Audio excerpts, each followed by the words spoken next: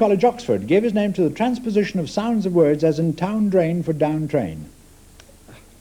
Bentley. No, Spooner.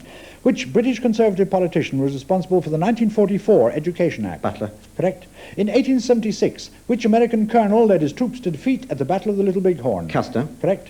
To which institution did Sir J.M. Barrie bequeath the rights to Peter Pan? Great Ormond Street Hospital. Correct. The M8 motorway runs between Edinburgh and which other city? Glasgow. Correct. In 1983, which island in the Commonwealth was invaded by the United States and Caribbean forces? Guyana. No, it's Grenada.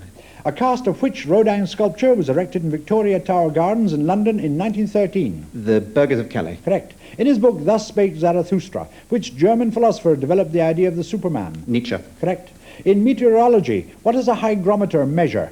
Water pressure. No, it's the humidity of the air.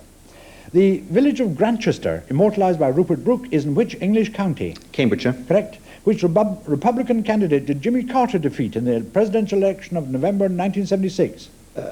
Pass. Accessories for which children's toy were originally sold for a penny plain and twopence coloured? Pass. Last July, Mr. Rod Hackney became president of an institution representing which profession? Architects. Correct. The gnu is an African antelope known by what other common name? Pass. In the United States, what article of clothing is called a derby? A hat. Correct. Which young Irish author wrote Under the Eye of the Clock, the Whitbread Book of the Year? Pass. Which opera was left unfinished by Borodin and completed by Rimsky-Korsakov and Glazunov? Pass. Alexander the Great conquered Egypt in 332 BC. Of which empire was Egypt a part immediately before this? The Ptolemaic. No, it was the Persian Empire. In Lewis Carroll's The Mad Gardener's Song, he thought he saw a banker's clerk descending from a bus. He looked again and found it was what? Pass. Since the 6th century BC, the Aegean island of Paros has been famous for which type of stone? And you may answer. Porphyry. No, it's a fine white marble. And at the end of that round, Mr. King, you two have scored 28 points.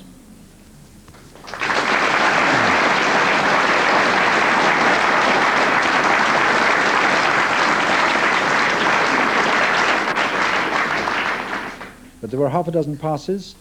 Jimmy Carter beat Gerald Ford in 1976.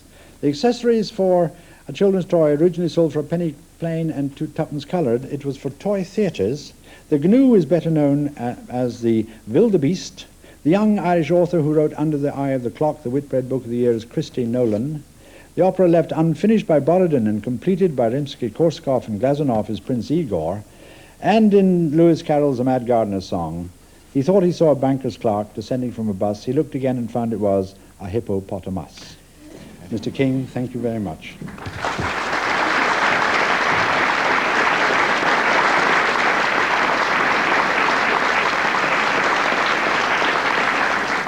And that nail-biting finish brings us to the end of the second round, the general knowledge round, and therefore the end of this semi-final. Let us glance at the scores. And in fourth place on 22 points is Keith Harrison. In third place on 27 points is Kevin Perkins. But there's a tie at the top on 28 points between Tom King and Margaret Fleming.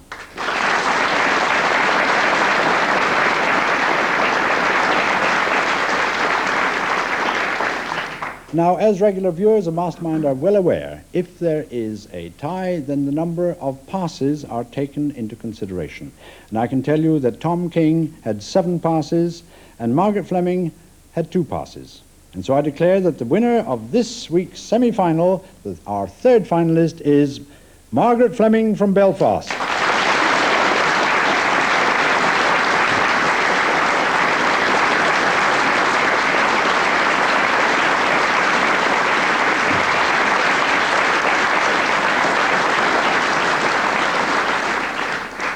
So that means that Margaret Fleming becomes our third finalist. Our congratulations to her, our commiserations to the losers, especially to Tom King. It's awful being pipped on the passes. Anyway, next week we'll be back here at Middlesex Polytechnic for the 4th semi-final. Until then, from Mastermind, it's goodbye.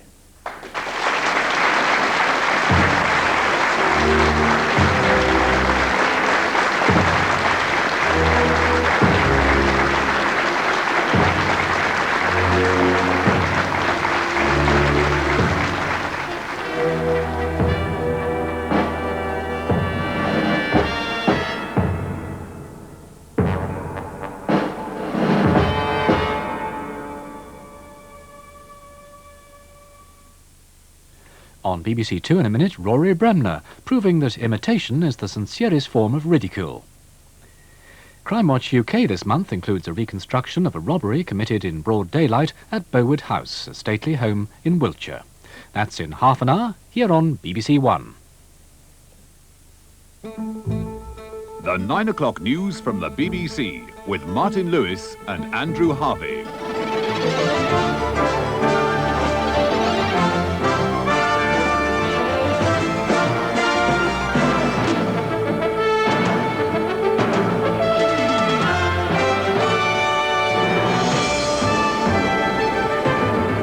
David Steele steps down. He'll stay an MP, stay out of the leadership contest.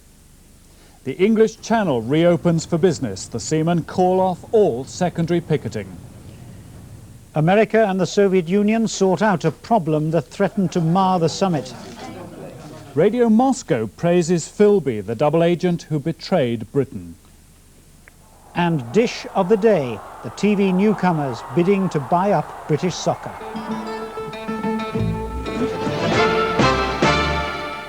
Good evening. Ferry ports are gradually getting back to normal. The National Union of Seamen has told its members to end the secondary action that has disrupted Sea-Link services.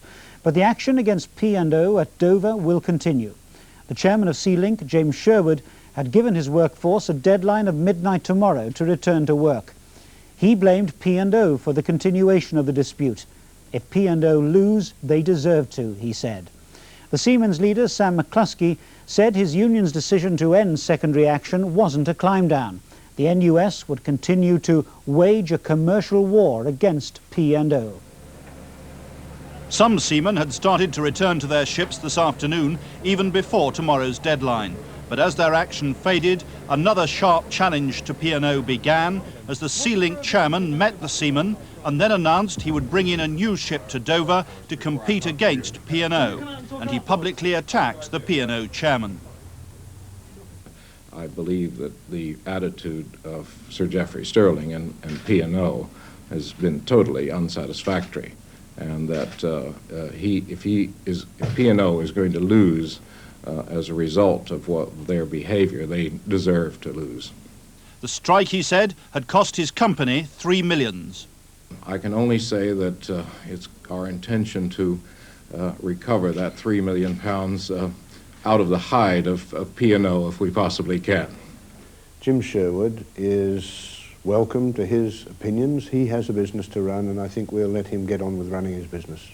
Well, Sea-Link say that the strike has cost them £3 million and that they intend to recover that money out of P&O's hide. Wild words. Mr. Sherwood's intervention was a boost to Seamen's leader Sam McCluskey, who today called for new action against P&O. But I'll tell you who's not going to return to work, is that P&O. If they would come and let us arbitrate on our case, and I'm being very careful with my language, I like to curse and swear because I can express myself better with that pig that's doing there now. He's caused this, but I'll tell you what he's done. We will ensure that the National Union of Seamen takes him on, and we will ensure that the National Seamen will get stronger. And I want the TUC now, right now, to come out in support of the National Union of Seamen. They have no excuse for saying that we're beyond the law.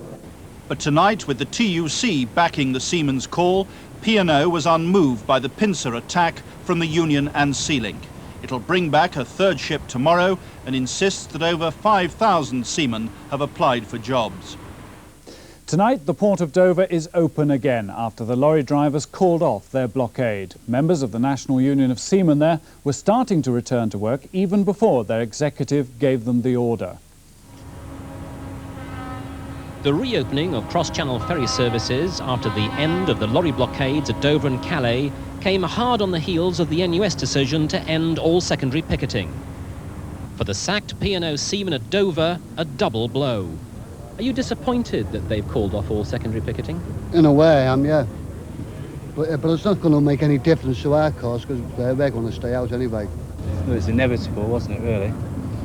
They've supported us the best they could. We have to go back. It's just a phase. The truck drivers are just a phase. It's just something that they've got fed up. But their case is totally different to ours. With some British Sea-Link crews already back at work, the P&O strikers have nothing to celebrate, unlike the lorry drivers. Cheers, all the best. They're jubilant about the concessions they say they've gained, about freight allocations on ferries, and what they regard as queue jumping by cars and buses. To a cacophony of klaxons, the first lorries to be loaded at Dover since the ending of the drivers' blockade went up the loading ramp. Drivers arriving from the M20 lorry park got the same welcome. Britain's biggest ferry port is now back in business. It will take 48 hours to clear the backlog of lorries on both sides of the channel. David Steele has confirmed that he won't be a candidate for the leadership of the Social and Liberal Democrats. This evening he told party members in his Scottish border constituency that he was convinced the new party needed the challenge and the stimulus of a new leader. But he said that those who had urged him to stand should not feel let down. It was no time for premature obituaries. As to his future, Mr. Steele said that whatever he did, it would be consistent with remaining an active backbench MP, although he did not think it proper for him to play any part in the forthcoming leadership election. David Steele left his home in Ettrick Bridge early this evening, still refusing to confirm what everyone expected to be in the speech he would make half an hour later. No comments either as he and his wife Judy arrived at Galashiels Liberal Club, where there were almost as many newsmen waiting for him as there were members of the executive of Tweedale, Ettrick and Lauderdale's SLD. Mr. Steele's announcement that he would not be a leadership contender was made to a private meeting. Then he made a public speech attacking the government and Labour, having a swipe at Dr. David Owen, and then words about his own future. I have decided that my original instinct was correct, and that my name will not be among the leadership nominations next month. A few moments ago, I spoke to Mr. Steele. I believe that it is in the interests of the new party that there should be a new face at the top. And that's not a new view. I put that forward last autumn when the Liberals and the Social Democrats first voted for merger. I don't think a lot of people took me too seriously at the time, but I meant it. I do believe that, particularly after I've done the job for 12 years, that there is a case for somebody new taking it on to the next stage. You said in your speech your original instinct was correct. So when does the decision date from? Well, I took the decision a few weeks ago. I thought it would not be helpful to announce it in advance of the local elections, because I think it would have created instability in the party when there was an electoral test coming up. And we did very well in these local elections with a bedrock support of 20% after a pretty difficult testing year against which our candidates were fighting. So I'm very pleased at that outcome, and I thought as soon as those were out of the way, I should conveniently let people know that I'm not going to be a candidate. So did the acrimony, if I can use that word, over the merger negotiations, did that contribute in any way to your decision? No, I'm obviously sad that the whole process of putting the two parties together took much longer than I expected and was more acrimonious than I expected. But that's all behind us now. If there is a criticism that it was going to be like that, well, it was as well we did it early in the new Parliament. We spent the first year of the Parliament getting ourselves sorted out. That's quite a contrast with the Labour Party, who are still trying to sort themselves out and still will be when the next election comes. We'll be up and running now with our first conference in the autumn under a new leader. Well, Mr. Steele will continue with Robert McLennan as joint leader of the SLD until the end of July. By then, the new party will have chosen a single replacement. At the moment, the two front-runners are Paddy Ashdown and Alan Beath, but candidates have until the 1st of June to throw their hats into the ring. Our political editor, John Cole, reports. How do you teach an old party new tricks? The Democrats today shaped up to life after Steele. The candidates face a 2.5-month campaign. All names are declared on June the 1st. Paddy Ashdown and Alan Beath are certain to run. Others mentioned, but less certain to come forward, are Malcolm Bruce, Robert McLennan and Sir Russell Johnson. Between the 17th and 24th of June, the candidates put in their lists of supporters. Ballot papers go out to all party members on July the 1st. The count takes place on July the 27th, and the following day the new leader's name is announced. Paddy Ashdown's regarded as front-runner. One supporter, comparing him with Alan Beath, said it would be easier to put sense into a man with charisma than to put charisma into a man with sense. A Thames television poll among 800 SLD councillors gives Ashdown 67%, Beath 10%, Malcolm Bruce 7%, and Robert McLennan 1%. The frontrunner delivered a political obituary of David Steele that incorporated his own manifesto. It has been a tremendous contribution of 12 years of leadership, requiring terrific personal tenacity and determination. Those who aren't in third-party politics don't realise just what personal qualities it has required. And I think a leadership which has also given our party a position which started off from protest, and he has dragged us into the place where we now are going for power. Alan Beath's regarded as sane and likeable, and he won a general roar of applause at Westminster today when he asked a question. He set his party's agenda. I believe that one of the first things it's got to do is to build on the tremendous resources that it's got. It's got that heritage of liberal philosophy and liberal activity in communities, and it's got also the experience and I think the professionalism which the SDP brought into the national organisation of the party. The Liberal elders, unlike Labour's, can't afford to be sniffy about the pluses and minuses of holding a leadership battle. Apparently no publicity is bad. I think it won't do the party any harm. It'll certainly raise our profile a bit, and the problem is always with this great party of ours when people ignore us. So I think it is something which will stir the public imagination. The American and Soviet foreign ministers meeting in Geneva have cleared up disputed details of the treaty banning medium-range nuclear missiles. On Monday, the United States Senate delayed ratifying the treaty until the disagreements were resolved. It took 2 days of toing and froing between the Soviet and American missions, 4 rounds of talks between the two ministers, and hours of waiting by the security men as the negotiators beavered away behind the scenes. But late this afternoon, they reached agreement, signing 2 documents, ironing out the problems raised by the Senate. One bans futuristic, yet-to-be-invented warheads going on banned missiles. The other gives American inspectors more access to Soviet weapons. Do you think this will be enough to get the Senate to ratify the INF treaty? That's up to the Senate. They all parted with handshakes, both ministers seemingly proud of their achievement. These negotiations have not been easy, and therefore it is even more satisfying to note their positive outcome and the fact that we have reached new substantial results, substantial assets for Soviet-US relations. This treaty basically stands. The material that we worked through here at Geneva was done carefully and well, and I think when the senators see it, they will see that we've answered the questions properly. With the INF problems resolved, at least for Mr. Schulz, and some modest progress reported in other areas, these 2 days in Geneva seem to have improved the likelihood of a fruitful summit in Moscow. This is David Shukman for the 9 o'clock news in Geneva. The Soviets have praised the British traitor Kim Philby, calling him a courageous Soviet intelligence officer who carried out secret missions inside the capitalist countries. The Soviet people heard the news today, the day after it was revealed to the West.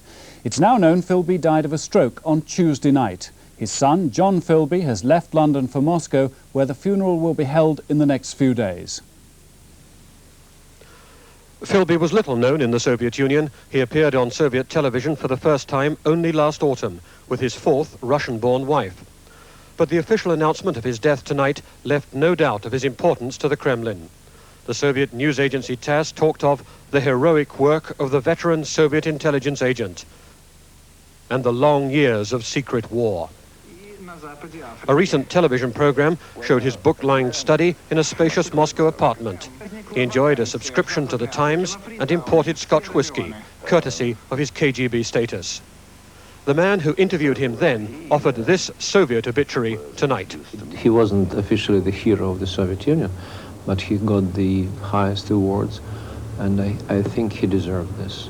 And not because, again, not because he served to the Soviet Union. I think he served to the cause of anti-fascism, socialism, and peace. For true Soviet heroes, a place is assured in the Novodichi cemetery, not far from Philby's apartment. Khrushchev's grave lies there. The announcement of Philby's death confirmed he was laden with honors normally given only to senior officers in wartime. But it made no mention of the rank of general, which Philby told visitors he'd been given. This is Brian Hanrahan for the 9 o'clock news in Moscow. In the United States, Michael Dukakis, the Democrats' likely presidential candidate, has criticized the White House after reports of a deal over the drugs charges faced by Panama's military leader, General Noriega. It suggested that the Reagan administration has offered to drop the charges if General Noriega leaves Panama in August and stays away for at least a year. The classic gesture of unity last night as George Bush got the endorsement he wanted in front of a lavish mock-up of the Capitol. But the timing may have been off, for this morning, in front of the real thing, his principal Democratic rival, Governor Michael Dukakis, was jumping all over the reported deal with General Noriega. Well, I think before we start talking about dropping indictments and deals, the American people deserve a full explanation of what kind of a relationship this administration has had with Noriega. Were we doing business with him? Was he being paid off? If so, by whom? And just exactly what's been going on for the past 7.5 years. I don't believe you drop indictments against suspected drug runners and murderers. American attempts to dislodge the Panamanian dictator have so far failed. It's now reliably reported Washington has agreed to drop its drug charges, provided that Noriega leaves the country by August and stays away for a year till elections are held. The White House denies such a deal has been reached, but not that it's been offered. As far as I know, there is no deal with Noriega, which is not to say that some arrangement might not be made, because the policy is that Noriega must step down as leader of Panama and should leave the country. But even the administration's supporters are angry. We now have the support of the Panamanian people. If they see us drop this indictment of a drug dealer, allow him to stay in the country at least till August, to install his own mercenaries, my gosh, what a terrible betrayal to the Panamanian people and to the national security of this country. When that's the strength of feeling in his own party, it's a tough predicament for George Bush that he's part of an administration which is trying to do a deal with an indicted drug runner. This is Martyn Bell for the 9 o'clock news in Washington.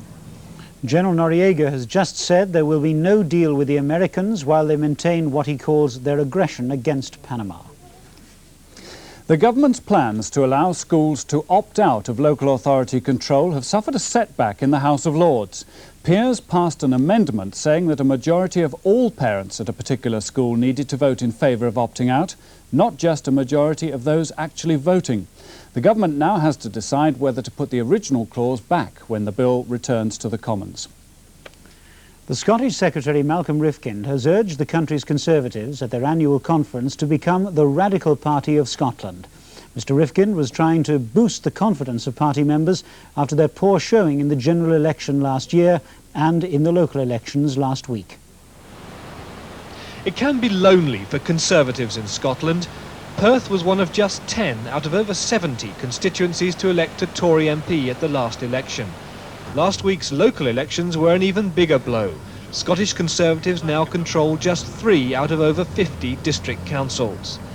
This conference has witnessed soul-searching and division over how to revive flagging Tory fortunes.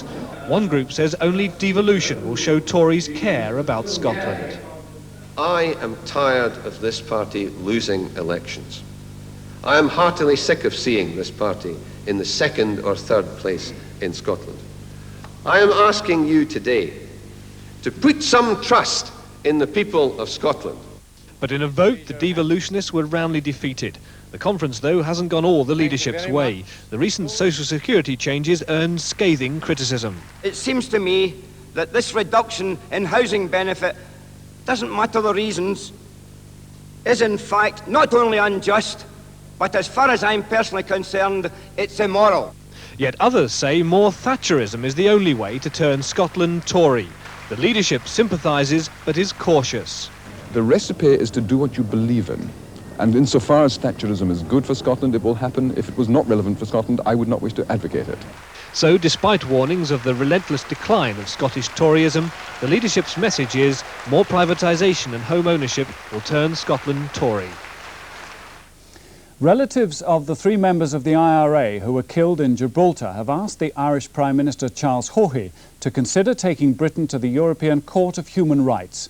Daniel McCann, Mairead Farrell and Sean Savage were shot dead in Gibraltar 2 months ago. Today, relatives claimed they'd been murdered by the SAS. The Irish government should be outraged that 3 Irish people were shot dead with no guns. Nothing. It's nothing. They were clean. They could quite openly and easily give themselves up because they had absolutely nothing to fear. A BBC foreman has died of Legionnaire's disease following the outbreak at Broadcasting House in central London. Another 33 people have the disease, 6 of them are seriously ill. A cooling tower on the roof of Broadcasting House is believed to have been the source of infection. The tower has been closed and disinfected.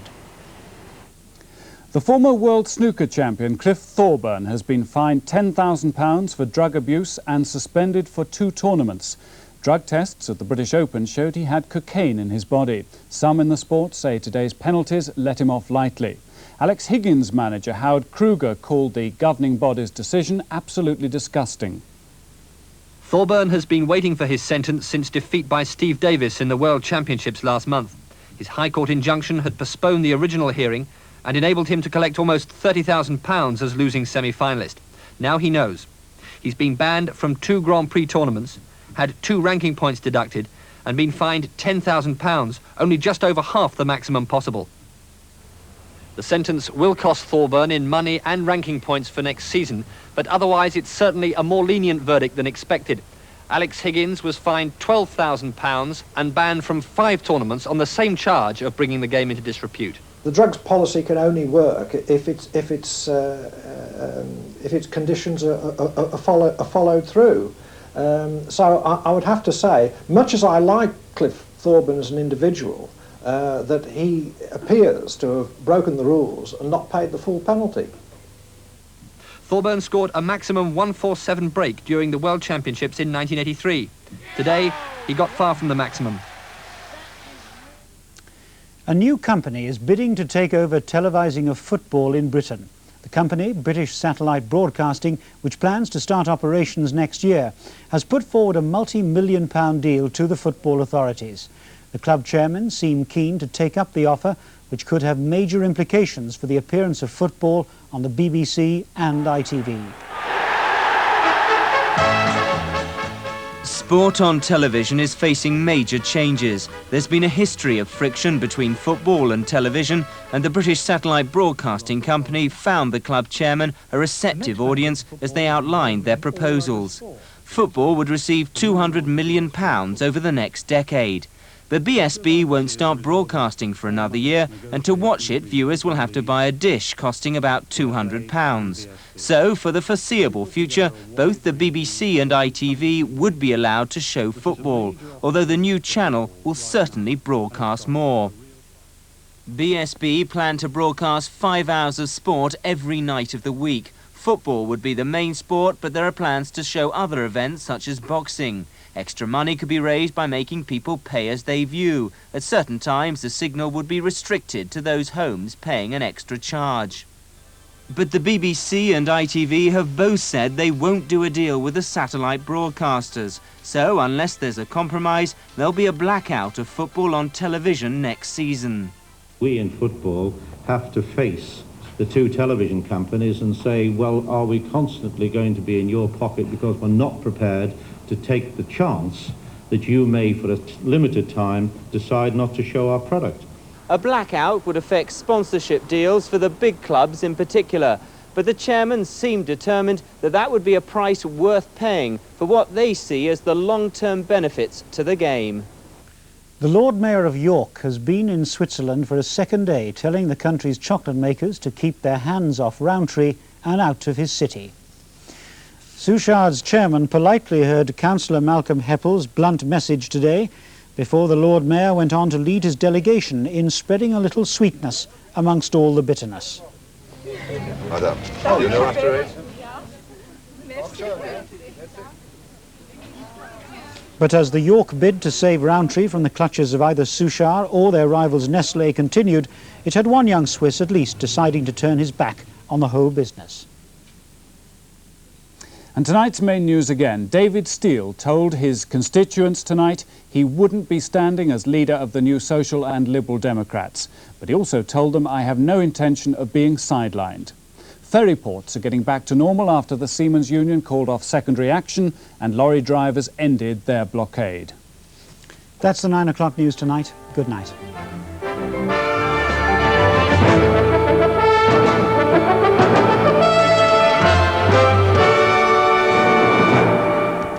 The West headlines tonight. Good evening. Home Office figures out today show that the Avon and Somerset police force have one of the worst records in the country for solving crime. Of the 44 forces in England, 4 fared worse than Avon and Somerset, who cleared up 30% of crimes last year. Gloucestershire solved 38% and Wiltshire 36%. Yeovil MP Paddy Ashdown tonight praised David Steele's abilities as a leader following Mr Steele's announcement that he won't be standing for the leadership of the Social and Liberal Democrats. But Mr Ashdown, speaking in Leeds, reaffirmed that he won't announce whether he'll be a contender for the leadership until June. British Aerospace has announced that an American company will build wing parts for the next generation of Airbus. The same work on the latest Airbus is done at the aerospace factory at Filton in Bristol. But the company says the expected volume of future work is such that some of it will have to go to subcontractors. 2 hospitals in the region are facing ward closures in a bid to save money. Bristol's Southmead Hospital also faces cuts in its new haematology unit as the health authority tries to control an overspend of £500,000. And the Royal United Hospital in Bath will lose 2 wards temporarily in the summer for essential maintenance and to cut spending. A final decision on whether Bristol City Council will withdraw its objections to the Avon Metro is expected tomorrow. The Metro company, Advanced Transport for Avon, have agreed to provide the council with more information about their scheme following talks today. Cricket news, and Gloucestershire beat Somerset by 6 wickets in their Benson and Hedges Cup match at Bristol today. That means Somerset are out of the competition. Finally, children and staff at the Church of England School at Chewstoke in Avon celebrated its 270th anniversary today. The 150 pupils paraded to the parish church this morning for a Thanksgiving service.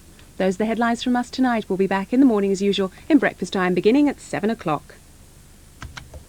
Hello to you. The month of May often brings a good deal of sunshine, particularly to Scotland, so it's no surprise to find many of the Scottish stations on our league table well to the fore. These are the totals in hours for the first 12 days of May. You can see Aberdeen and Cardiff up at the top there with 65 hours. Most places have had a fairly good shake this month so far, but in fact for Aberdeen and Cardiff that means on average over 5 hours of sunshine each day so far this month. Just for a change, the sunniest place was on the eastern side today at Bridlington.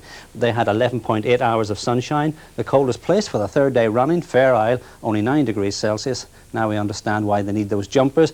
Marham, the warmest place, 19 degrees Celsius. The wettest place, Bryce Norton, with 0.31 inches. Now, there's a fair amount of rain around just now at the moment. It stretches from western Scotland through Northern Ireland, northwestern England, 1 or 2 showers down in southern parts of Britain, and there's some very heavy showers out here in the extreme west. Now, tonight it's going to be a fairly murky all night out here in the west. There will be rain around from time to time. There'll be a good deal of fog, particularly around some of the coasts as well. On the other side of the country, well, it'll be fairly dry, but there will be some fog patches too, particularly along some of these southern coasts in central southern England, and those fog patches could be around, I think, at first tomorrow morning. Some fog rolling into the coasts in the extreme northeast. The temperatures tonight, well, I think they're going to be pretty reasonable, feeling fairly close down in the extreme south and southwest. Weather chart tomorrow shows an old front from central southern Ireland down to the southwest. The winds over the country generally light from the east, but a little bit breezy from the southeast in the extreme northeastern parts of Scotland. Tomorrow then, showers developing down to the southwest, some of them heavy and thundery, and though it may start fairly bright over much of Northern Ireland, Wales and central southern England, here showers will come along as well, some of them turning out to be heavy. The rest of the country, dry, bright, a good deal of sunshine, 1 or 2 fog patches at first down here in the south, and fairly cloudy in this northeastern corner with some fog rolling in from time to time. The temperatures tomorrow, it'll be fairly cool in this northeastern corner, fairly cool too down here in the showery southwest, but elsewhere the temperatures are going to be pretty reasonable. 17 in central Scotland, Glasgow 20 degrees Celsius, in the northwest 22, perhaps at best 21 degrees Celsius. That's it from me. Good night to you. There's all-round entertainment in the new Radio Times. Yes, it's cup final time, but don't panic if you haven't got a ticket. BBC1 will have full coverage of the big match as league champions Liverpool go for the double against rising stars Wimbledon. And Radio Times goes behind the scenes to meet the people who are really on the ball when it comes to putting sport on the screen. Also featured in the new Radio Times, the background to next week's 40 Minutes documentary. as two families recall the mixed blessings resulting from a maternity ward mistake 50 years ago. And I did actually once remember saying to my friend, you know, I was born at the same time as another girl. Wouldn't it be funny if we'd been swapped? As BBC 2's science programme Antenna goes to the USSR, Radio Times talks to space expert Philip Clark about the preparations being made for this summer's Soviet mission to Mars. He predicts a manned flight could be possible by the year 2000. While the Russians head for the Red Planet, the Reds and the Dons head for Wembley. For stars of every kind, make it your goal to head for the new Radio Times. It's a winner! Well, this week's 40 Minutes, starting on BBC 2 shortly, describes the experiences of two men in the hands of a National Health Service waiting list. Here on 1 at 10:10, Sir Robin Day's guests on Question Time are MPs the Right Honourable Norman Lamont, Austin Mitchell and David Alton, and Principal of the South Bank Polytechnic, Pauline Perry.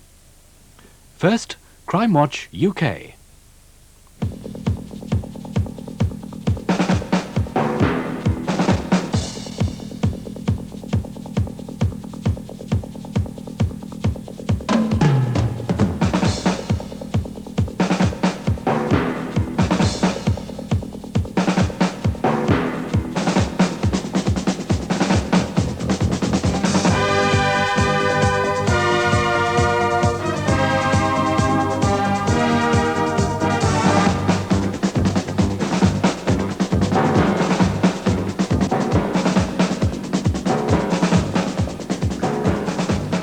Good evening. In the next 40 minutes, hundreds of viewers will see faces and events that they'll find familiar. Now, if that happens to you, here are some of the detectives and BBC researchers who are waiting for your call.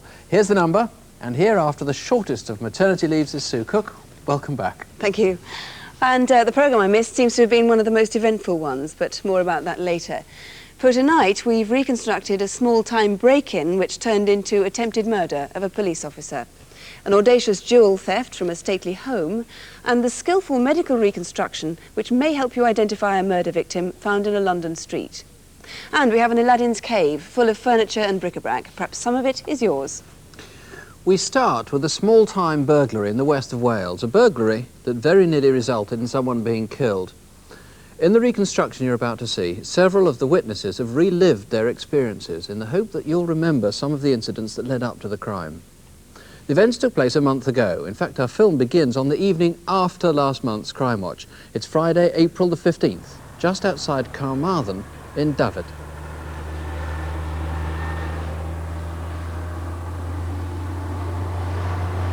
This is Great Mill's do-it-yourself store on the Pensarn Industrial Estate. At about 6:30, staff remember seeing two men who'd come to buy some tools.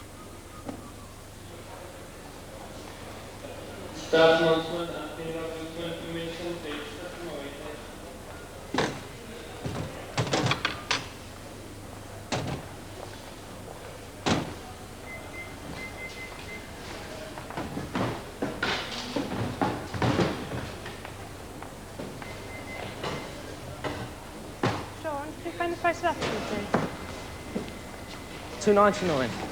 Oh, that's expensive. Should be about £1.75. 40.88, please. Okay.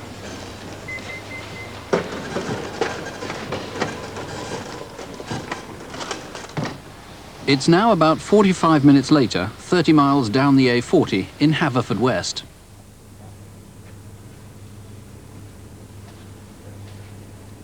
The men bought a silver and blue insulated carrier bag. £1.99, please. Thank you. Thank you very much.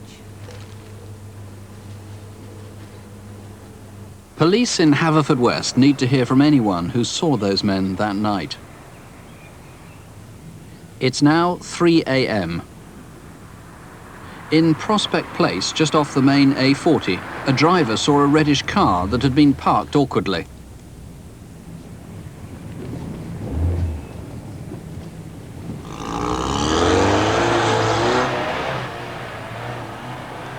A few hundred yards away at Haverfordwest Football Club, the men were trying to disable the alarms.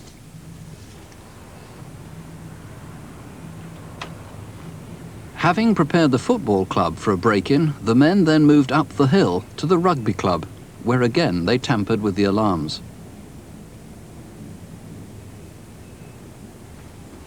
They left a number of footprints. But did you spot the men on the roadside that night? As they walked back, they threw away some tools. By about 20 to 4, they were back at the football club.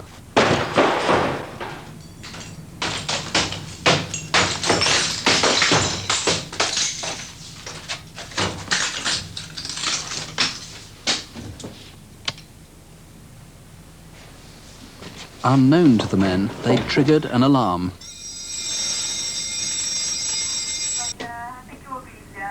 Police. This is an automatic alarm. Suspects at the Haverfordwest County AFC Social Club.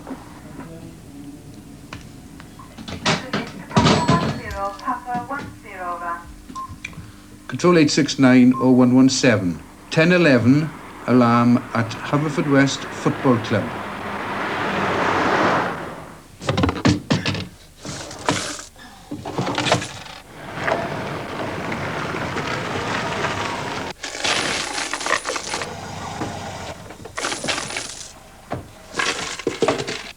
There were 3 officers, a woman and 2 men.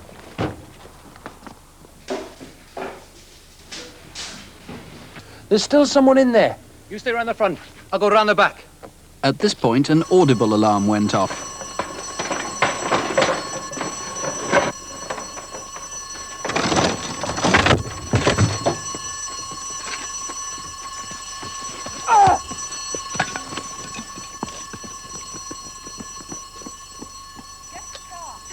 The policewoman then gave chase on foot while the car went round the back.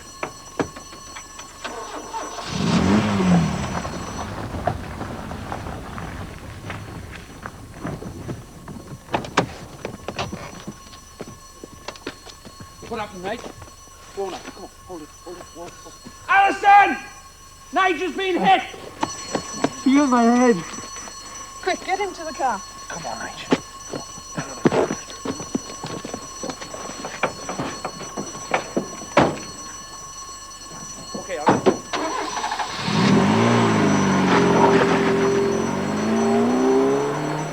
About the same time, a local market trader on her way to work saw a man running across the main road.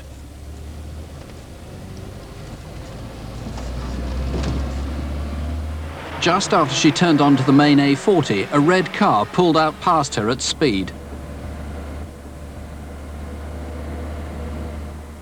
The next day, police began to piece together the events of that night. At Withybush General Hospital, it became clear that PC Nigel John had serious head injuries. His skull had been fractured, and as a result, he'd suffered convulsions. Doctors say he was lucky to survive, and are uncertain about the degree of his recovery. So, what began as a burglary is now being treated as attempted murder. The man who's leading the hunt for PC John's attackers is Detective Chief Inspector Chris James. How is Police Constable John? Well, he's now been discharged from hospital and he's progressing slowly but steadily. He did receive a bang, a clout on the head with this instrument, a heavy-handled screwdriver with great force. Were these local lads? Well, we keep a very much an open mind on this, but it would appear that they came in from outside our force area. Now, their accents weren't very distinct, it seems, and it does seem they came in using the A40 and went out on the A40, so perhaps they're from South Wales somewhere. That is correct, yes, indeed. Maybe even back from Carmarthen back towards England. They bought those tools in Carmarthen, of course. You need people, presumably, who saw them in that do-it-yourself store. That's right. Apart from the sales assistants who actually sold the items, we've had no one come forward yet to say that they saw them in the store or in the car park. If they left in a vehicle, we've had no sightings of them, leaving the area at all. And where did they go in Haverfordwest after they'd been into the Swan service station and bought those insulated carrier bags? Well, between 7 o'clock and 3 a.m. the following morning, on the Friday night and Saturday morning, we have no idea whatsoever. We've made numerous inquiries, and we would very much like to know in fact where they were. Give us a description of the men as far as you've got it. Well, the video fit, the assailant one, he's approximately 5'11", and he's thin-build, and he's got short, light brown hair, and it's described as wispy, and he had a light stubble when he purchased the items. The second person is 5'8", 5'9" tall. He has a plump face, and he's stockily built, and he's got dark brown short hair. Their red car, incidentally, might have been a Datsun Violet 140J model. We're not sure on that. The number to ring if you think you can help is 01811 8055. Now, you can ask for a BBC researcher if you prefer. Alternatively, you can call the incident room at Haverfordwest. That's on 0437 3355. Haverfordwest 3355. Well, I said that last month had been eventful. In fact, all 3 reconstructions brought new evidence to light. As a direct result of one of our appeals, 6 people have been charged with murder. But first, the stabbing on the train, that apparently motiveless killing of Deborah Lindsley on a journey to London Victoria. 5 more passengers on that train have come forward because of our appeal, and as a result of the video fit we showed, police are now checking on a number of suspects. One prime suspect, though, seems to have been eliminated. Remember the man who was seen washing off blood in Victoria Station? A football supporter who'd been in a fight said that that was probably him.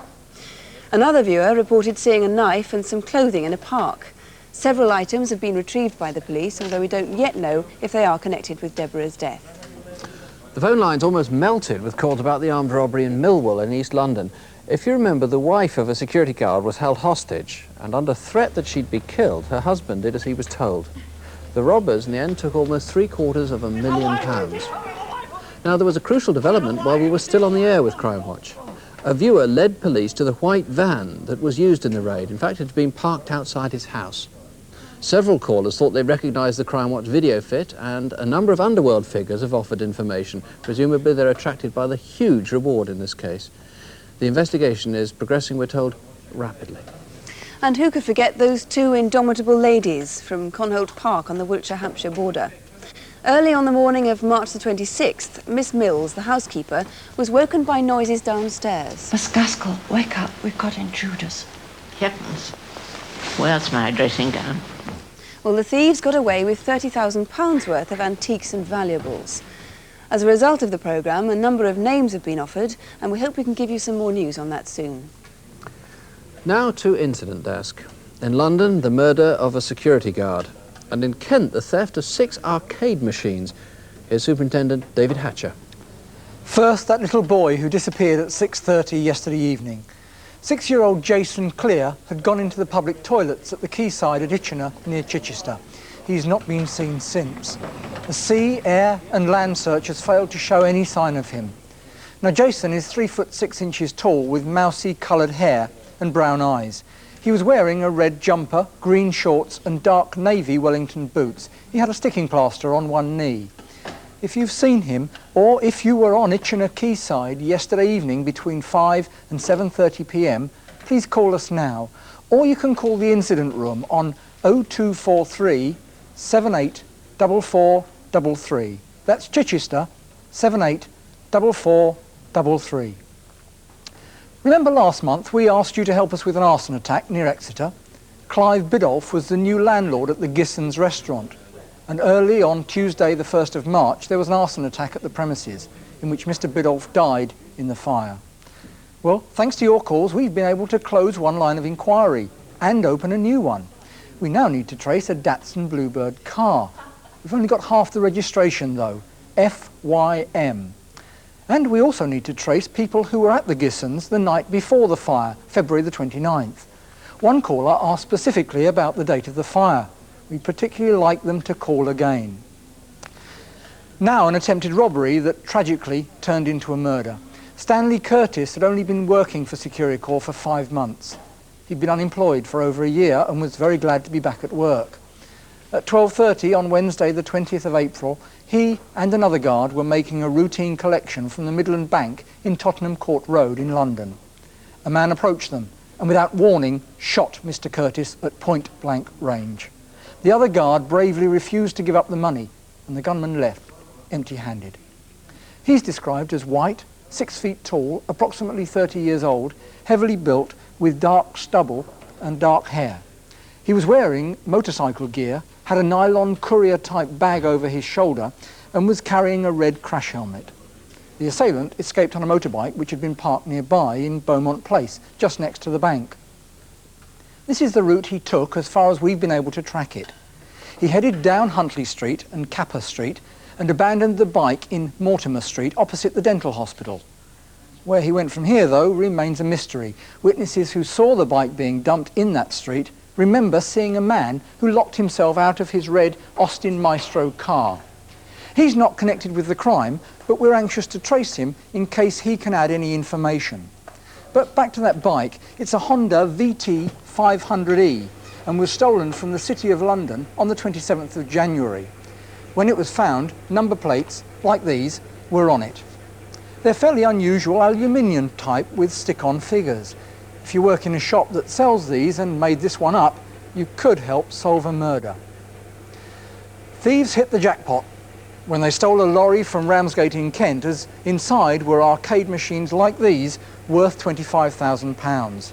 They just arrived from Belgium where they're made, before being delivered to arcades around the country. The lorry was stolen from Truro Road in Ramsgate on the 12th of April and was found the next day on Tunbridge Road Industrial Estate near Romford.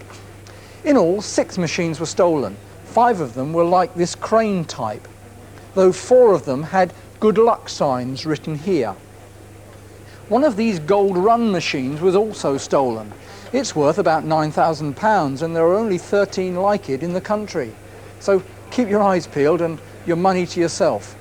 And if you can help with this or with any of our other incident desk cases, you know the number, 01 811 8055. And there's a missing person from Incident Desk, as you may have noticed. David's colleague, Helen Phelps, has left the police, but we didn't want to lose her from the programme. So now in civvies, Helen has joined the Crimewatch team full-time. Her first assignment involves an extraordinary piece of medical detective work. 2 months ago, on the morning of Saturday the 12th of March, the severed limbs of a woman were found in East London. The woman had been dead for between 24 and 48 hours, and so far her identity is a complete mystery. And that's where police need your help. Here's Helen's report. London Docklands. Once dominated by wharves and warehouses, it's now been transformed. Private homes, office blocks and leisure amenities now make up the skyline. With these developments has come a dramatic drop in serious crime, but unfortunately it's not been eliminated.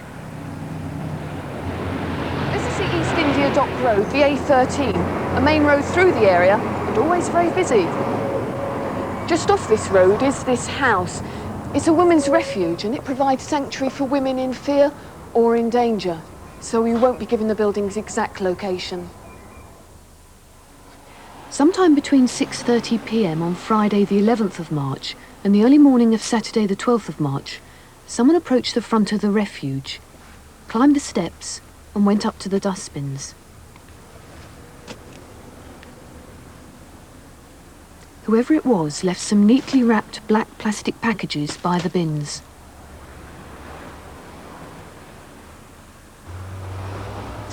At 10 o'clock on Saturday morning, one of the residents of the refuge was putting some rubbish out. It was then she noticed the packages. The packages contain 2 arms and 2 legs. They belong to someone who was white, as these police drawings illustrate. There was no further clue to the person's identity. The officer in charge is Detective Inspector Bill Cutts. Well, obviously, we had very little to go on to begin with. We had the 4 limbs, and all we could say that they were the limbs from a woman, an adult woman, and she was white. So I had to get a team of men together, and then the real hard work, police work began. And what we're going to do, it's a lot of hard work. Dave's going to be the exhibits officer, Trevor's going to be the office manager, the rest of you are going to be investigators on it. Now, Peter there is going to check up on all missing persons, women, reported since the 1st of January this year throughout the UK in the 20 to 50 age group. And Dave and Reg, I want you to get in touch with the local social services and check out all women that come to notice for domestic problems going back to the 1st of January last year. Governor, are there any marks on the limbs that are going to help us to identify this woman? Yes, we got the nails for a start. They're bitten right back.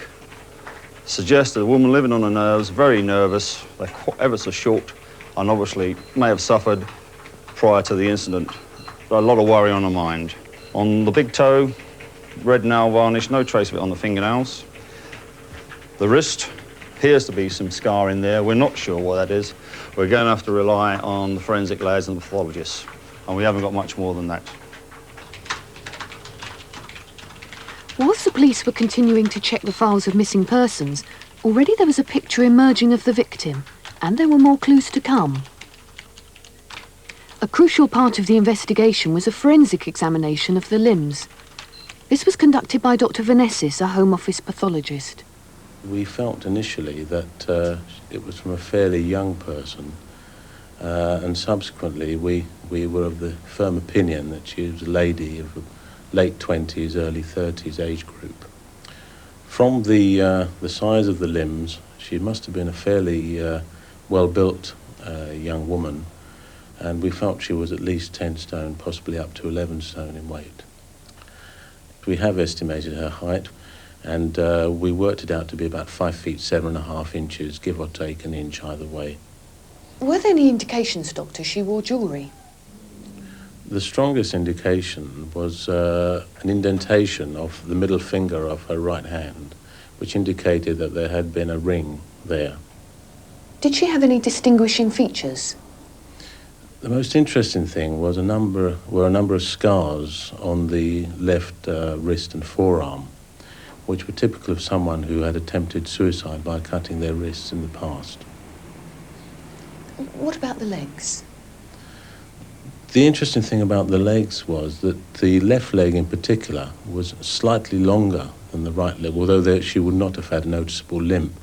There was a very tiny fracture of one of the long bones, which she may even not have noticed, but it's possible she could have fallen over on that leg and caused that fracture. She seemed to be a person who was very active, maybe perhaps did a lot of dancing in her time. Certainly we had the impression that she wore high heels quite frequently from the way the toes were crowded. In addition, she had joining of two toes, which was on both feet, which is a congenital abnormality, which, although would not have given her a lot of trouble, would have been quite noticeable to someone who'd known her well. At the Metropolitan Police Laboratory, the forensic examinations continued. We found out her blood group was Group B, which is a fairly unusual group. In addition, we looked for various drugs to see whether she had been on either hospital medication or whether she in fact had taken an overdose, and we found that there were trace amounts of benzodiazepines. One of the group of these drugs is Valium or Librium, that sort of drug. So she may have in fact been on tranquilizers. These small but critical points have now been fed into the police computers. Initially, the police had very little to go on, but from scientific tests, they now know a lot more about this woman. She probably suffered from depression and may once have been suicidal. It's known she took the tranquilizer diazepam. This woman was used to suffering, and she may have confided in someone. The police don't know who she is, but someone watching probably does. So just to recap, here are the main points again. She was aged approximately 30 and about 5 foot 7 inches tall. She weighed about 10 stone and was of medium build. She was of nervous disposition, with badly bitten fingernails and multiple scars on her left wrist. And police have one further clue. At 9:30 on the night of March the 11th, that's the night before the limbs were found, a man was seen sitting in a car parked just off the East India Dock Road near the Women's Refuge. The car was a dark blue Cortina, and the man, smoking a cigarette and wearing glasses, was described as of Mediterranean appearance. If you think you may know the woman, or if you can identify that man, please call us now.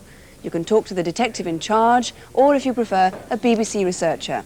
All calls will be treated in absolute confidence. The number to ring is 01811 8055 here, or you can call the incident room at Limehouse Police Station direct on 01488 5212. That's 01488 5212. Well, already we've had over 200 calls here to the studio. Information is coming in right now on the London shooting, and I hope to bring you news of that before we come off the air tonight. Also on the Bowood house robbery, a number of people have called in about where those number plates came from, and I gather a lot of the calls tally. So again, we'll try and give you more news of that before we come off the air. Some more news from last month's programme. Our incident desk led directly to a number of arrests. We showed a plaster cast of a face. It had been modelled on the remains of a badly charred man's body that had been found near Blackburn in Lancashire. A viewer identified the victim as Sabir Kilu, who lived in Leicester. The police went to interview a family, and as a result, 6 people have now been charged with murder. And last month we asked you to help trace conmen who were using forged cheques to buy cars. You might remember a viewer realised he'd sold his BMW to some men just hours before the programme and rang us. The next day, the conman tried to sell the BMW at a garage in East London, but the garage owner had seen the programme too, and he called the police. The conman made off, and later the BMW was found abandoned in the same area, and it's now been returned to its owner. He has now compiled for us a photo fit of one of the men who's been described as about 25 years old, height about 5 feet 9 inches, with designer stubble and a pronounced Adam's apple. And while we're on the subject of cheques, we showed a picture of a woman who was wanted for handling Euro cheques that had been stolen in the Midlands, then cashed in Mallorca. Well, soon after the programme, a woman went to a police station, and she's since been charged with a number of offences. Well, now to Aladdin's Cave, a treasure trove of property recovered by the police, maybe stolen, and who knows, maybe some of it is yours. From a garage in the police yard at Taunton in Somerset, John Bly. Behind these vast iron doors, there's a surprising Aladdin's Cave. And what we want you to do, as usual, is to look out for anything that might have been stolen from you in the last year or so. And what better to start with here in Taunton than a pair of stoneware cider barrels made by the Taunton Cider Company. Very collectible objects now. And in contrast, look at the quality of this tiny little ivory figure. She's a Chinese deity, but has lost her original stand and now sits on a little handmade round wooden base. Now that might jog the memory of somebody. And then we've got a set of lobster forks. Just think of the lobsters not eaten because they've been lost. And behind me here, a great range of wardrobes and cupboards, Art Nouveau and Victorian and Edwardian. And amongst all that furniture, there's got to be one lovely piece, and there certainly is. Look at this.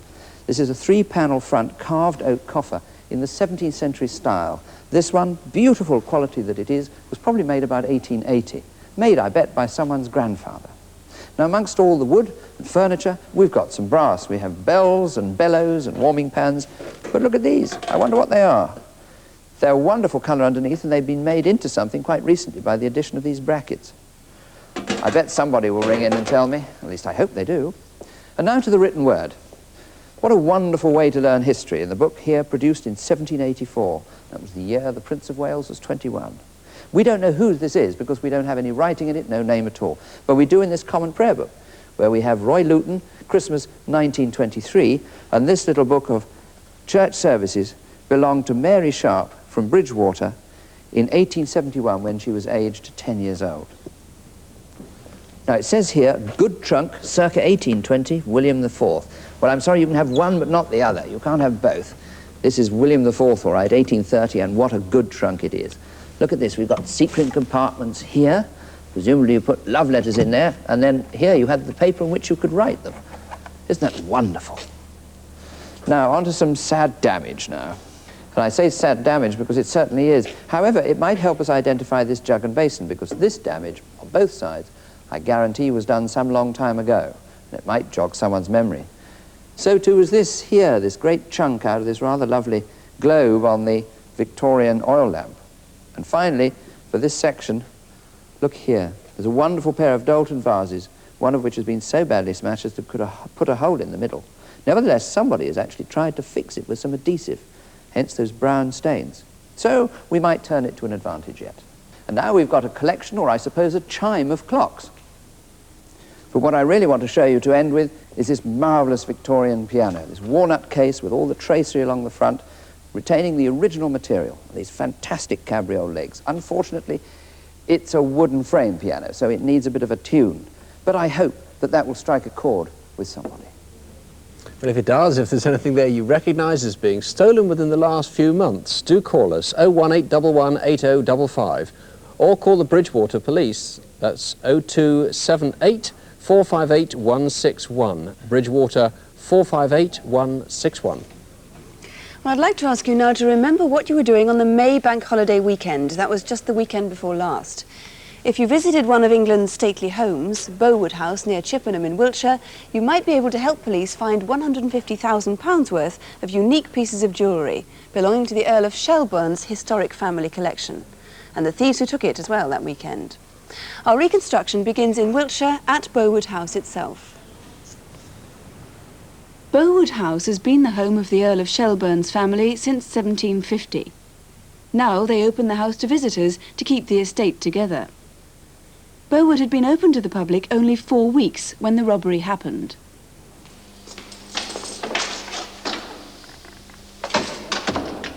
It's 6:15, closing time, and most visitors had gone for the day. But upstairs in the jewellery room, the guard was surprised to find a man and a woman lingering on. Very security conscious, eh? They really are beautiful. Are they real or paste? There's a description on the other side of the cabinet, sir. What would happen if someone was to steal them, eh? Come on, I think they want to close. Thank you. Good night. Night. Good night, madam. This is Long Ashton Golf Course, just outside Bristol. On the 20th of April, someone went into the club locker room to steal a set of car keys.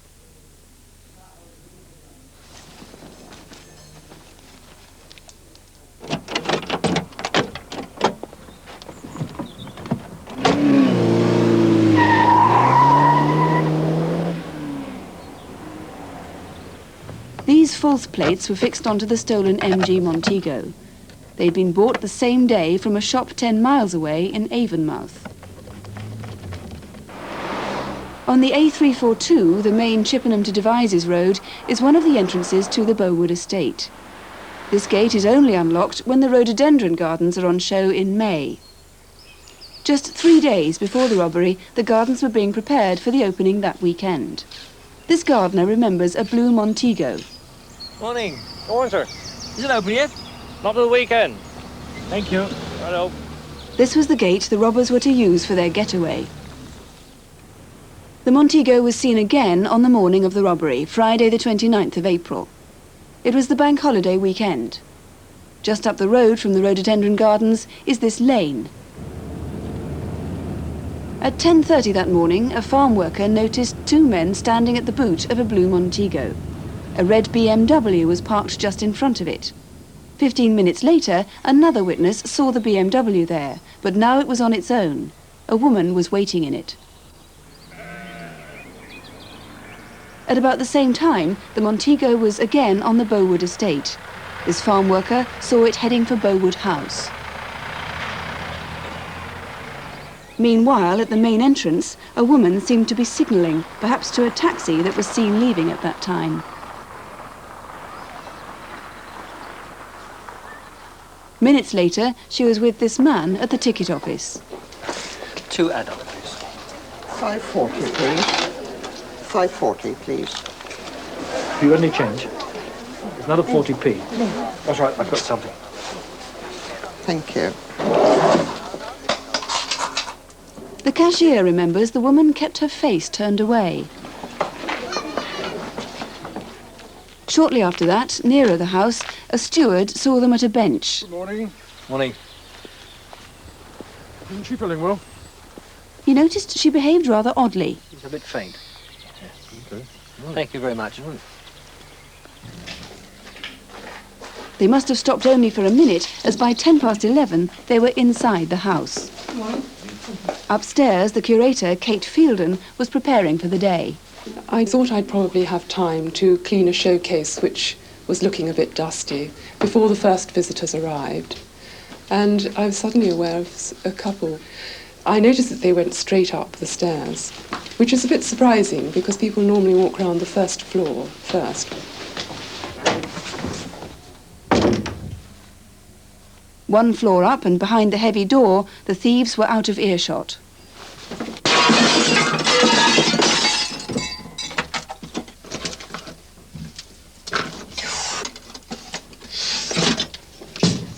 Police think the tools they used must have been hidden under their coats. I locked the showcase. I didn't dally. And I had the feeling that as I went down the stairs, they didn't follow immediately after me. It was as though they were dawdling a bit. Perhaps they were trying to avoid me. That was a quick visit. My wife's not feeling very well. I'm taking her home. Oh, I'm sorry. As they left the shop, they bumped into the same steward again. Hello, is she all right now? No, not quite. You can use our restroom if you like. No, thank you. We're Sure. going to go. All right then. Thank you. Thank you. Bye-bye.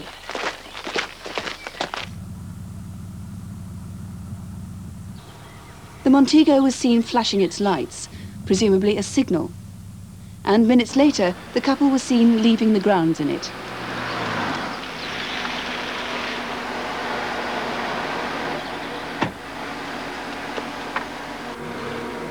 Police found blood on the gate. Perhaps she had cut her hand on the showcase.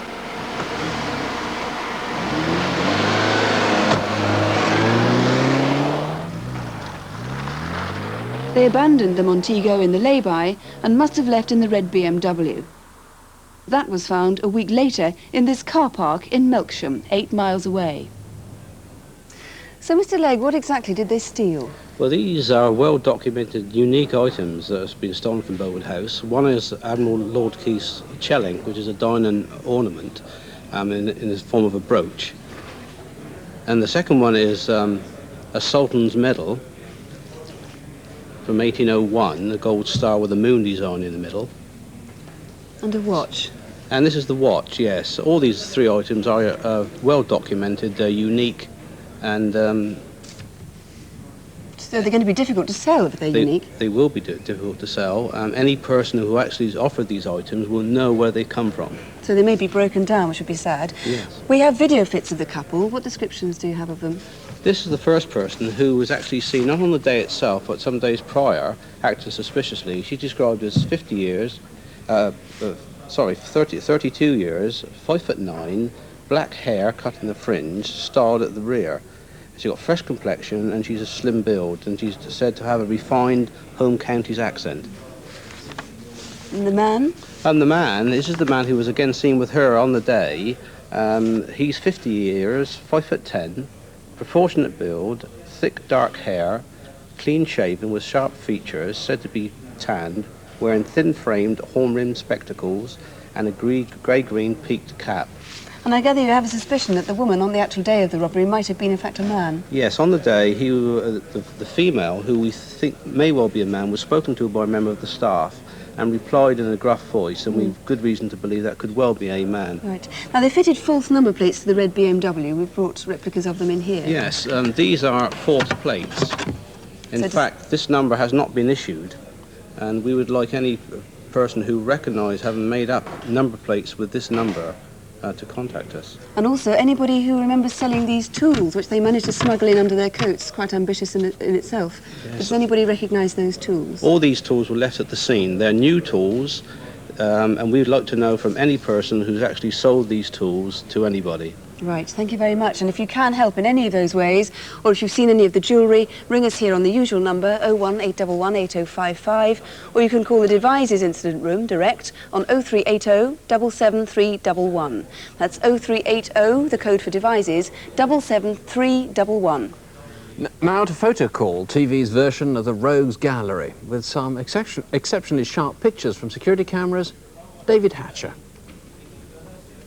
On the 2nd of February this year, a security camera at Southampton's High Street branch of the Alliance and Leicester Building Society recorded this man entering the building and approaching the cashier.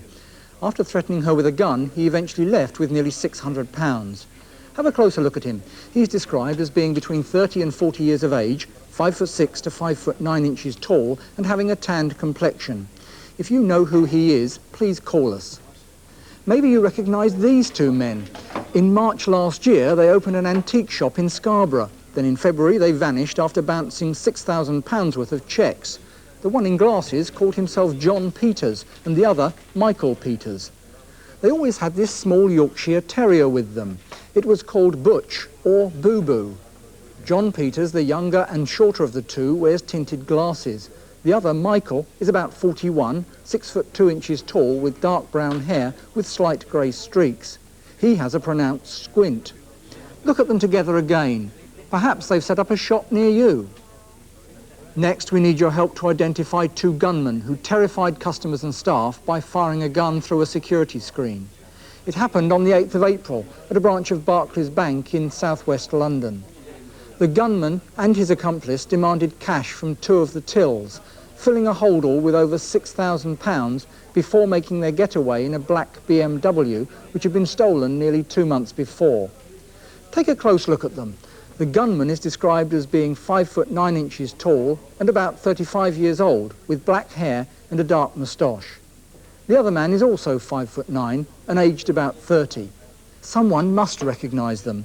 If you can put a name to either or both of those faces, call us now. Finally, we'd like to trace this man. On the 31st of March at 4:45 in the afternoon, he walked into the Alliance and Leicester Building Society in Mutley Plain, Plymouth. He took out a revolver and threatened the assistant behind the counter. He got away with a substantial amount of money. He's described as 5 foot 8 to 5 foot 10, late 20s to early 30s, with a gaunt face and slender build. He was of scruffy appearance with shoulder-length, dark brown, greasy hair. He was wearing a dark bomber jacket and carrying a white plastic bag.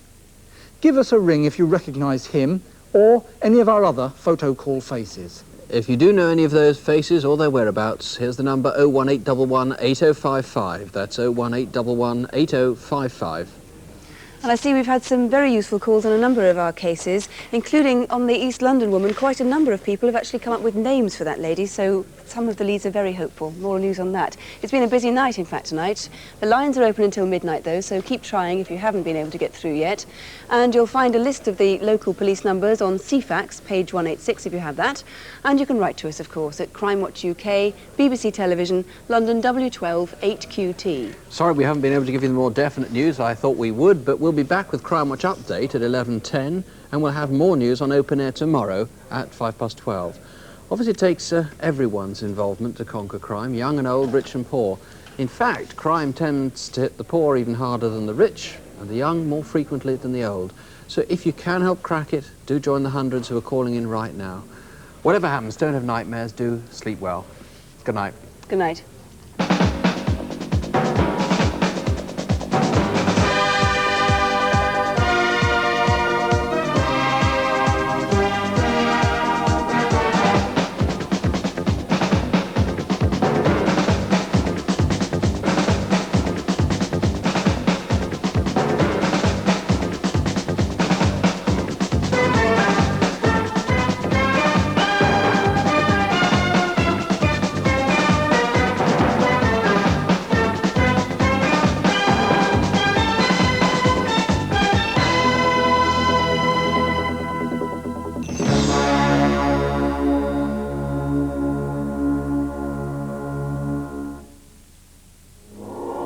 Tomorrow, Omnibus examines the state of Britain's operatic health and compares it with that of France and the United States.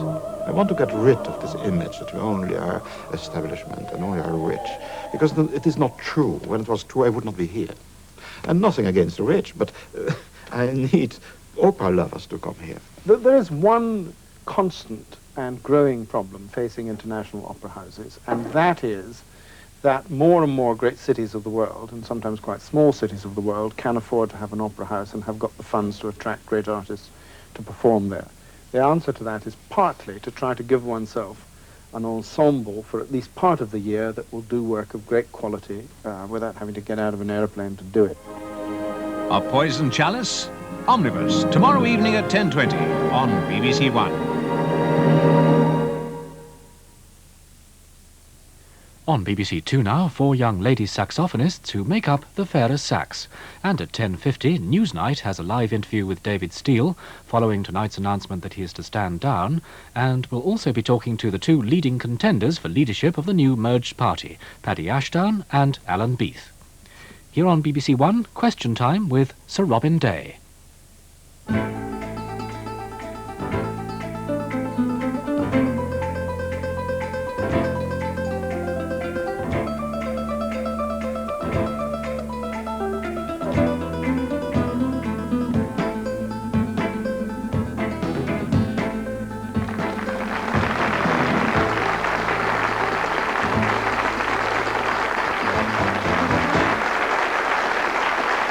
Hello. Hello, good evening, and welcome to another Question Time, your weekly hour of topical argument on questions raised by our audience here. Around the table with me, the Right Honourable Norman Lamont MP, Financial Secretary to the Treasury. Before joining the Chancellor's team of Treasury Ministers, Mr Lamont was a Minister of State for Defence, and before that a Minister, and he was Deputy to Norman Tebbit in the Department of Trade and Industry. Mr Lamont belongs to that younger generation of Tory ministers, one of whom, says Mrs Thatcher, may eventually succeed her. Austin Mitchell MP speaks from Labour's front bench on trade and industry. He was for 5 years a member of the influential Commons Select Committee on the Treasury and Civil Service. Mr Mitchell was for 8 years a university lecturer in New Zealand. On returning to the UK, he became a television journalist who soon rose to higher things and became an MP, a Labour MP of very independent mind. David Alton, MP, was Liberal Chief Whip until he resigned from that job last year to introduce his private member's abortion bill, the bill which was talked out last Friday after getting a second reading in the Commons of 45 votes. He has a theoretical chance again tomorrow with that bill. Now that David Steele has tonight confirmed that he is not standing for the leadership of his party, Mr Alton is backing Alan Beef for that post.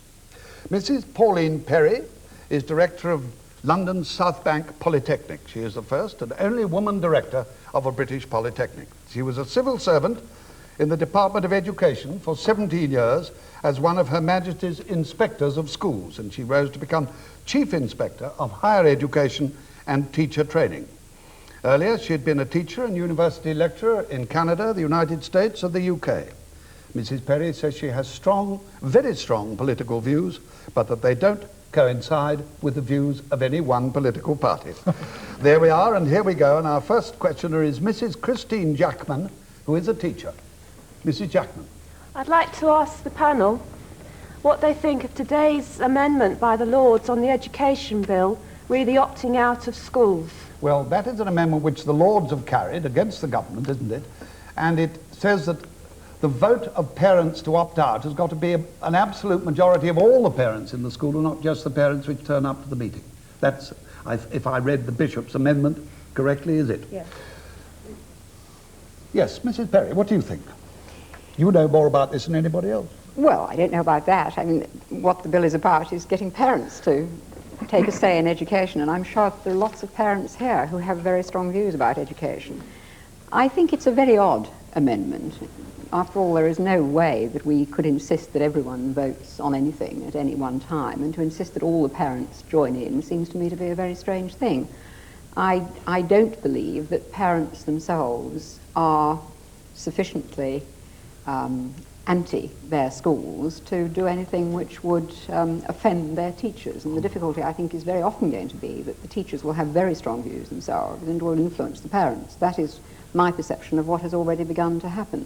I do believe that opting out is an extremely good idea and a very important move towards the involvement of the community in the running of the schools. Do you think this amendment in the Lords, do you think it's a fundamental amendment? Is it an obstructive amendment, or is it does it really deal with the mechanics of the voting? No, I think it's an obstructive amendment because, as I say, I think that most parents will be very influenced by what their teachers say, and if the teachers and the head say to them, you know, we love our school as it is, we don't want to take it out of the local authority, then they may very well persuade a majority of parents who are not closely involved in the school, who don't understand the issues, to vote with them against opting out. And I think that would be a pity. I think the more informed parents, on the whole, who understand the issues, will vote in many cases to opt out if given the opportunity to do so. David Alton, do you think this amendment is damaging to the government and sensible? I think it's damaging to the government, and I personally think it's a sensible step forward because it will mean that the majority of parents will have to be involved in such a decision.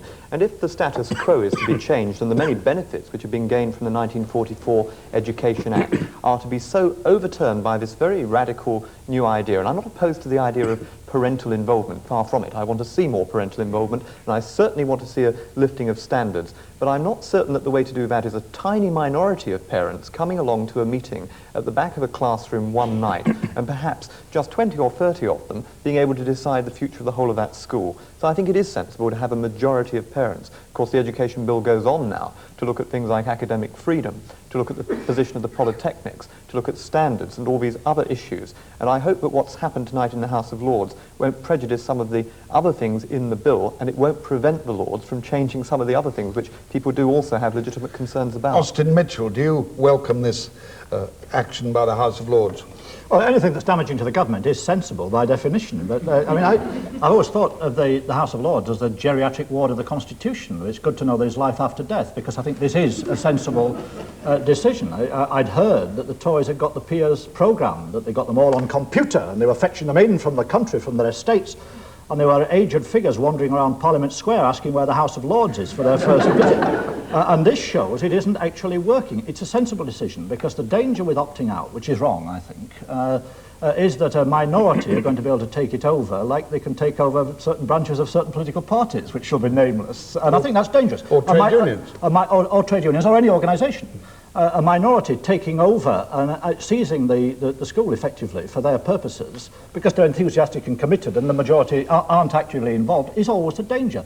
And I think any check on that is important. But I think the best check is a school actually represents a community. It represents not only the parents whose kids are there at the moment, it represents all the parents of the kids to come. And it's wrong that a decision should be taken which preempts their choices in the future. Right.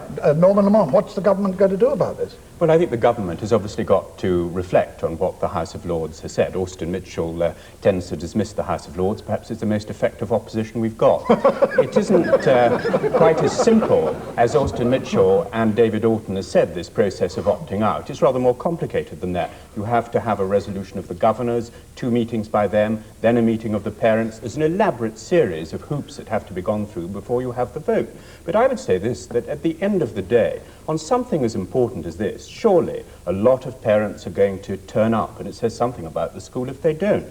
And also, if we're going to have this extraordinarily high hurdle that the Bishop of London has insisted on, 50% of the electorate, that sort of majority, no government in this country since the war could have got that majority. So I think it is far too high a hurdle actually to erect. Isn't the Bishop of London, though, one of the bishops who is rather favoured in government circles? That just shows what a broad church we are, doesn't it? What do you have to say, Mrs. Jackman? You asked the question. What do you think? I'm very pleased with what the panel has said, particularly Mr. Mitchell, saying that it's a whole community, and I think the whole community should be involved, and not just the parents at the school at that time. Yes, of course, they haven't. The House of Lords hasn't decided that, have they? House of Lords has decided that all the parents, there's got to be a majority, and absolutely, if there are 5,000 parents in the school, or rather 500 parents in the school, there's got to be 250 parents voting. It's not quite the same as the whole community. No, but it is the whole community that will be eventually passing through the school, and yes. I don't think just a few should have the say. Right, thank you very much. Are there any more questions on this? Yes, sir. I wonder if the panel would care to comment on the fact that the ILEA has recently passed this same rather higher level test with regard to being opted out of. There was a poll taken of the current parents of ILEA pupils, and the ILEA got an absolute majority for being retained. Well, you want to move the subject on from today's amendment, but that's a perfectly relevant and very ingenious question. What do you say to that? Parental choice. Well, it was a rather unusual poll in that, first of all, the ILEA, which I would have thought should have stood for the equality of women, never mind equality in other matters, actually only offered 1 vote per child, presumably on the assumption that women will always vote the way their husbands vote, so that there was no opportunity for both a mother and a father to vote for the same child. Secondly, of course, if you look at the overall result, dramatic though it was of those who voted, there was still there was a 51% of those eligible to vote who actually voted for retention of the ILEA, and I'm sure for very good reasons, but it's not quite the overwhelming majority. I'm very suspicious of your motives. If you want the minority to be able to take over on one subject and you ignore a majority vote on another and dismiss it in the nitpicking way you have, I am rather suspicious of what you're actually about.